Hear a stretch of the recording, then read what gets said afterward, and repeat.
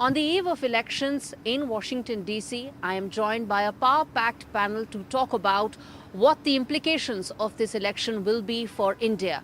The strategic relationship, what could be its next level, what would be the kind of alignment when it comes to security, trade, and geopolitical concerns of India and America.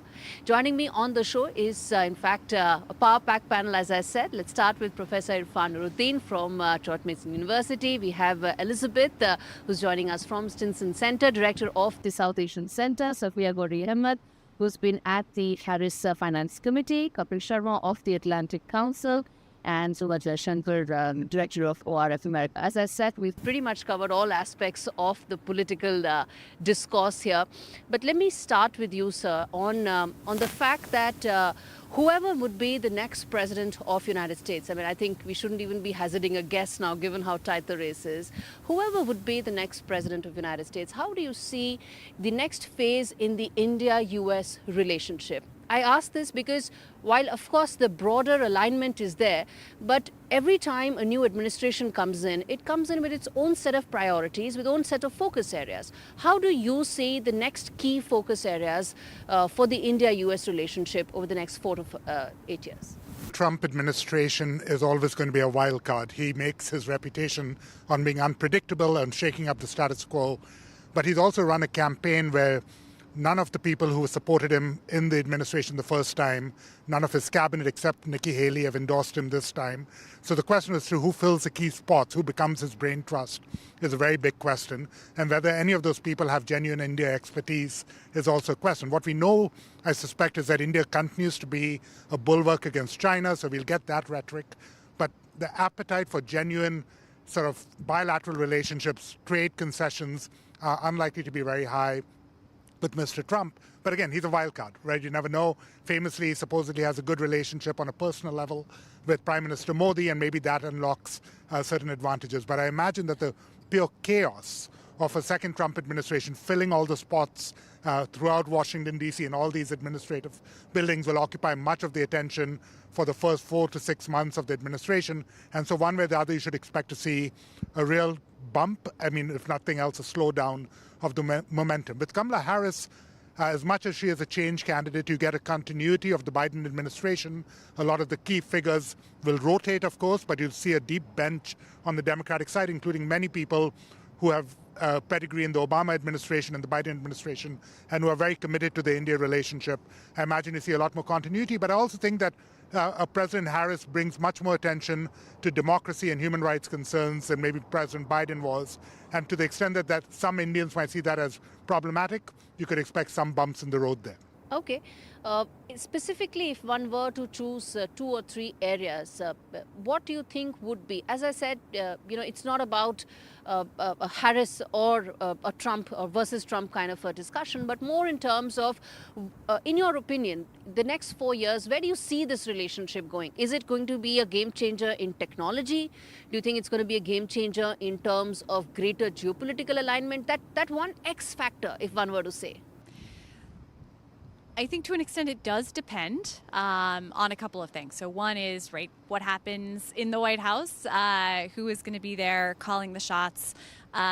One other aspect of a potential Harris administration, I think there's a lot of room to run on climate. Obviously, that's a huge issue facing India and the rest of the global South, and could see that being a part of the partnership that is further built out under a Harris administration, less likely under a Trump administration, given politics here in the U.S.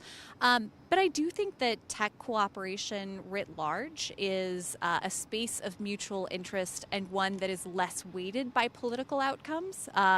It tends to be seen as more neutral. There's a lot of cooperation that can happen, for example, in terms of just research centers at the university level, private sector. And either way, regardless of who wins, adding those components to the relationship will help it through any bumps in the road that move forward. And beyond that, I would say, you mentioned geopolitics. To an extent, what happens in the region will also matter as well. We've just seen a bit of a thaw, perhaps, between India and China, and so seeing how that plays out, the extent to which that competition continues or perhaps lessens, will have knock-on effects, too, in terms of the broader U.S.-India partnership. Sure. Safia, you want to come in on the fact that specifically in terms of the trade relationship that India and US have, that elusive FTA that both parties have been seeking for at least a decade, if not longer. How do you see those negotiations changing? You know, in the next 4 to 8 years, you know, because given the fact that economy is so much central to this entire discussion here as well, any progress would also be done keeping in mind a bunch of domestic considerations. I think on an FTA, it's going to be very difficult for either party, just given that Congress is likely in no mood for passing free trade agreements with any country, regardless of India or not. So in addition to the presidential ticket, there's a number of down ballot tickets that are also very important. So we'll need to see where the Senate and the House land and how that shakes out as well. And that's going to be very important to how this trade relationship looks between the U.S. and India. President Trump, at least in his last iteration as president, saw trade as a very transactional, from a very transactional perspective, from a trade deficit perspective. However, I do think that Prime Minister Modi and his focus on manufacturing and the fact that this U.S.-India or U.S.-China relationship has been so fraught could create opportunities in India. It could create opportunities for U.S. companies who are trying to manufacture and build in India. And those incentives are there and could create those types of investment opportunities in India. But I don't think that either party is in any mood for an FTA. Yeah, that looks unlikely. In terms, I'm going to come to the wars in just a bit because I think that warrants a response from all of you, and I'm going to come to that in a bit. But specifically, one word to talk about in terms of the technology aspect that I feel has been a very significant component of the relationship the last 2 years. Whether you talk semiconductors, whether you talk about, you know, greater alignment on defense-led technology collaborations, do you see that moving ahead? Do you see that realigning, or what's your take on the tech collaboration between the two sides? I think the tech collaboration is moving in the right direction, especially also in the defense bilateral. I think there's going to be questions as to the manufacturing of such products. So how the semiconductors are manufactured, whether U.S. defense companies can do make in India. I was pleased to see that India was actually one of the top sellers, defense sellers to the U.S. market, top 4 recently, mainly from a subcontractor perspective, which surprised me, which means that the relationship is strong. But I don't think the Indians are happy with as far as how much defense equipment is being manufactured in India. And I think that's something that they're going to have to work on. ISET, I think, is a great first step. It's moving in the right direction. I think implementation still is going to take some time. I'm also excited about the U.S. and India working together on IMEC and all the technology aspects of IMEC as well. There is I think, a lot of good collaboration between the U.S. and India on technology from a conceptual perspective. I think implementation is going to be a little bit more harder than we think. On some of the other aspects that we spoke about, the technology, the trade, Elizabeth also mentioned the climate aspect of this relationship. I mean, this is a very broad-based relationship. I think there is a political level, and that's the one that gets a lot of attention. There is a business-to-business relationship that is growing and has its own logic. And on that side, as Cap mentioned correctly, I think a lot of the questions are, can India seize this opportunity to create a more attractive business environment that attracts American investment, sees the U.S. as a major market for many exports, and sort of is able to thicken that relationship. But that'll almost, policy will affect that, but it will not be perhaps even the primary determinant of that. And then there's also the people-to-people relationship, which is quite strong, but again will be affected by politics. It'll be affected by immigration policy, and that is something that will change depending on which candidate wins the White House. And I was coming to just that, before the wars and the conflict part, which is the people-to-people connect that India and US have. And there's been so much of talk about immigration. And I'll tell you 2 interesting aspects. The amount of time I've spent with Indian Americans, there's, of course, a large population who feel that there's an excessive focus and it sort of mixes up the whole concept of legal and illegal immigration. But there's another aspect to this, which is that a lot of people said that, we're the skilled ones and we've been waiting, and some of us could wait for 100 years, whereas the illegal folks can go ahead, even if they happen to be from India. So it's a nuanced discussion and a very, very, one should say, multi-dimensional in its approach.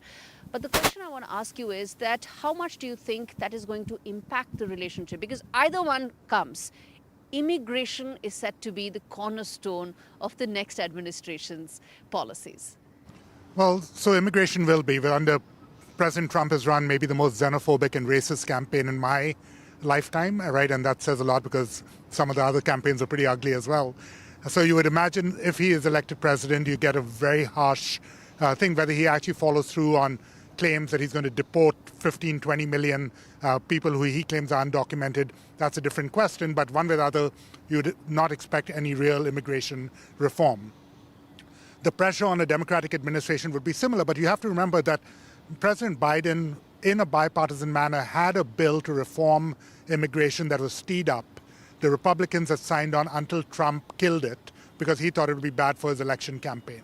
So one hope would be that if Harris were to win, that same deal can be resuscitated, brought back so that you get actual common sense border security reform. How does that impact India? I mean, where it affects India is it changes maybe the question. At the end of the day, skilled immigration that comes through documented channels is not especially controversial. But as you said in your intro to this segment, it gets confused with questions about undocumented immigration, in particular the southern border. So if you can make real reform on the southern border, it opens up opportunities to have more sensible conversations about America's need for skilled workers. You can begin to tell a story about how that skilled immigration helps lower inflation. It provides critical mix. But look, at the end of the day, the real question is H-1Bs. I mean, this is something the Indian government has made a real priority in conversations. It has made very little headway. I'm a university professor. For 30 years, we have had such an incredible influx of incredible talent from India coming here to get education. Now, when they look at it and say, there's no chance I'm going to get an H-1B, why bother? I'd rather go to Australia. I'd rather go to Europe. Yes. Then you change that as well. So I think this immigration thing affects lots of dimensions we don't normally think about. For my hope on this is that if Harris is elected and can resuscitate a common sense bipartisan border security bill, it might tamper some of the worst excesses of the anti-immigration rhetoric and create space for some opportunities to have other conversations. Kapil wanted to come in on that. Did you want to speak on that? Yeah, because I think some of the challenges that we have even with legal immigration in the United States is job opportunities. The question I would ask is what kind of jobs are available for people that are coming on H-1Bs or even L-1s? And I think that's why the Department of Labor, even under a Biden administration, has been very restrictive on L-1s and H-1B visas because labor is concerned about jobs. I think that the United States is not creating jobs as fast as it could. And either administration, both Trump or Harris, are going to want to make sure that those jobs are available for Americans. That's the reality. Job issues are the same thing in India as well. They need to prioritize giving it to American citizens. Well, you're seeing some of the biggest tech companies in the United States laying off thousands of people. And then those people are going to have to look for jobs as well. And they're going to look to other tech companies. So in essence, by letting more and more people come in on legal immigration, you're forcing Americans to compete with them for those open job slots. So that's why it's a much more political, I think, than people appreciate. Just to tell our viewers an interesting statistic, which is that the last month US added 12,000 jobs. Of course, it was an anomaly because there were hurricanes and strikes and so on and so forth. But 12,000, a number against an expectation of 1 lakh jobs. In the context of what we are talking, which is that it comes down to creating employment opportunities. How do you see the immigration potential for reform? But at the same time, how do you see any administration tackling what is clearly now probably the biggest political issue right now? I think the jobs part of this really is critical. And here we can maybe pull in other threads from this conversation. So on the tech cooperation side, on the defense cooperation side, I think both sides need to think creatively about the ways that this is very much not just a one-way street anymore, right? There are companies in India that are creating massive job opportunities for people here in the U.S. And that used to be, we think about, H-1Bs as coming over to the U.S. and taking advantage of those work opportunities, but finding the stories to tell of the opposite side of those opportunities, and the way that Indian businesses and entrepreneurs are contributing to the U.S. economy. Even if that's not directly related to the immigration question, to the other points that have been made, so much of this is a question of narrative, and showing how both sides truly are benefiting from these ties that are being built. So even as we work on the nitty-gritty political questions of immigration, which are hugely complicated, even though I think we have seen some common sense areas where both sides can come together, it's also how we tell our stories, and looking for those opportunities to make clear to the average American voter what benefits the U.S. is deriving from this relationship. Sure. I want to now come to the China aspect of this equation, and then, of course, W, which is wars. Actually, the two C's, China and conflict. So first, as far as the India-China relationship, Safia, there's been a bit of a thaw. I wouldn't say going back to the earlier days, because the trust factor takes time, but there's most certainly been a thaw. And the one thing that in the last 4 years that the conflict took place, there were many who felt in the Indian strategic and security establishment that America has been very particular about seeking India's engagement when it comes to the Indo-Pacific and the Quad. But India's primary challenge with China lies on the land borders. And after 4 years, we did the disengagement on our own terms, but on our own terms, alone, Amidst a global push to address the China challenge, India's concerns were sort of isolated in that sense. The question I'm asking you is that how do you see the India-China relationship in the context of the next American president coming in? Because that will have a ramification on the triangles of, say, the US-China.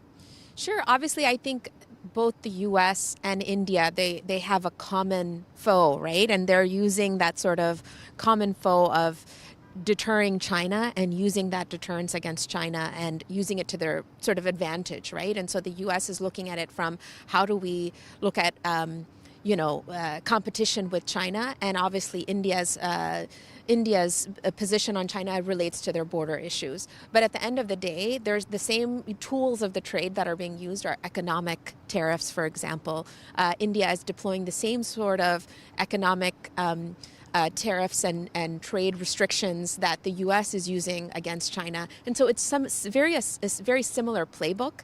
And I think both administrations, whether it's a Trump or a Harris administration, are going to deploy a similar playbook against China. They're going to use and increase tariffs when it comes to even with the Harris administration. You think so? They've kept many of the same tariffs that the Trump administration implemented, and they've maintained those tariffs. It's very difficult to sort of take those sorts of tariffs away. And so while they may not be increased, I do think you're going to see increased scrutiny on certain technology in the U.S.-China corridor.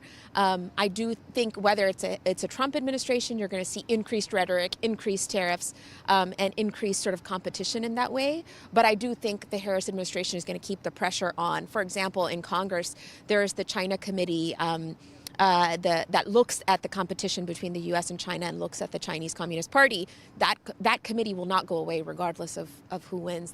That committee will remain in place. So you're going to see that continued sort of focus and scrutiny on when the U.S.-China corridor, and I think it's going to continue. And the U.S. will rely on India in that same space as well to sort of use those economic tools when it comes to tariffs and whatnot against China. Right. Dhruva, you want to come in on this aspect about India, China and America? I look at it differently. India has a very wide range of issues with China, one of which has been, I wouldn't even say resolved, but there has been a thaw, which is on the border. But there still are concerns about China's influence in the broader region, including in the maritime sphere, about China's trade practices and overcapacity, and that has direct implications for Indian jobs and welfare. On China's obstinacy at multilateral forums, particularly including the UN Security Council. So I think there are a broader range of issues, but there has been a welcome thaw on the border, obviously, that has been negotiated. Now, the US has its own wide range of issues, and there will be some convergence, continuing convergence. I think the question is less on the security front, because again, some of that cooperation will continue regardless. And as you mentioned, I think on at least on the land boundary, there isn't an expectation on the Indian side for a US involvement or US help. I think the bigger question going forward is what happens on the economic front between India and China, and whether, and forget about the US for a second, although the US will play a big role, and US economic policy and trade policy will play a big role, the question of what will India be willing to countenance when it comes to a new kind of economic engagement with China. And really, I think the central question will be, is China able and willing to reorient aspects of its economy to make it a more balanced economic and trade relationship with India and with other countries.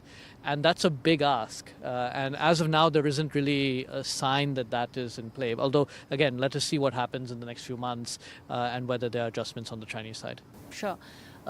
There are two wars that are currently on, and both the presidential candidates have different formula to end it. In both these wars, India is a direct affected party. They've been asked to mediate in one. They've tried, and in the second, of course, it directly impacts India's traditional relationships in the West Asia region.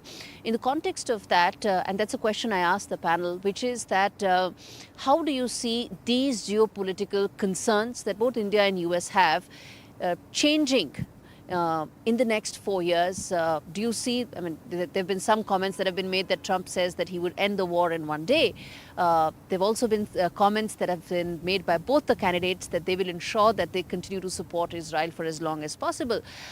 In the context of that, how do you see these wars being handled by the next president, and how much of role do you see India in that? I think we do have to separate the two conflicts, well, because they really Of have course, very different yeah, implications. they're different, So on West Asia, by which we mean, of course, yeah, Israel you take and West Gaza. Asia, I'll ask some of the others on Russia. Right, Yeah. on Israel and Gaza, I think what you're going to have is mounting pressure on a Harris presidency and arguably on a Trump presidency as well to find a way to put immense pressure on Israel.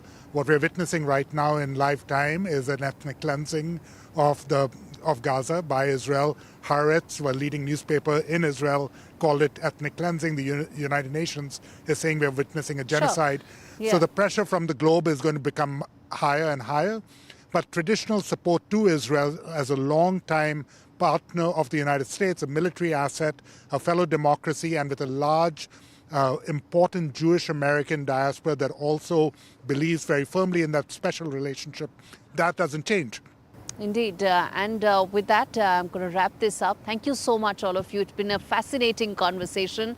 On the eve of election, the sun has set here in Washington, D.C. Tomorrow morning, let's see what really happens when the sun rises, whose fate rises, whether it will be Kamala Harris, who will go down in history books, or will it be Donald Trump? Either way, the India-US relationship, its priorities, its strategic calculations is the key focus. Thank you so much.